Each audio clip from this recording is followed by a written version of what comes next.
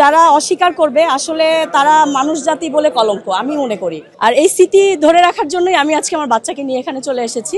অমর 21শে ফেব্রুয়ারি শহীদের শ্রদ্ধা জানানোর জন্য আমরা সবাই শহীদ মিনারে উপস্থিত হয়েছি। আর আপনারা দেখতে পারবেন যে লাখো লাখো মানুষের ঢল এখানে সবাই চলে এসেছে। আমি আসলে অনেক দিন পরে এখানে এসেছি, অনেক দিন বলতে অনেক বছর।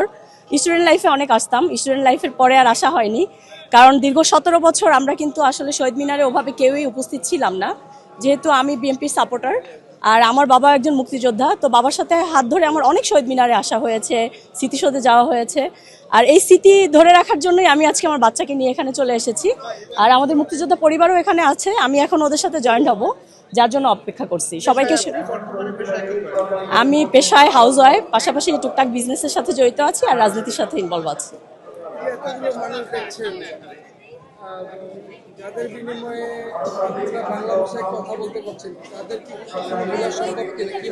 একাত্তরের যারা অস্বীকার করবে আসলে তারা মানুষ জাতি বলে কলঙ্ক আমি মনে করি, কারণ মুক্তিযুদ্ধের সাথে কিন্তু কোনো কিছুরই তুলনা হবে না। আর এই মুক্তিযুদ্ধ যদি দেশে না হতো তাহলে আমরা এত সুন্দর দেশটাকে ফিরে পেতাম না। তো অবশ্যই মুক্তিযুদ্ধ যে বিষয়টা থাকে এটাকে অবশ্যই সবাইকে স্বীকারোক্তি দিতে হবে। যত কিছুই করুক না কেন মুক্তিযুদ্ধ মুক্তিযুদ্ধই, এটাকে আমাদের মেনে নিয়ে বাংলাদেশকে সুন্দরভাবে এগিয়ে নিতে হবে। ধন্যবাদ।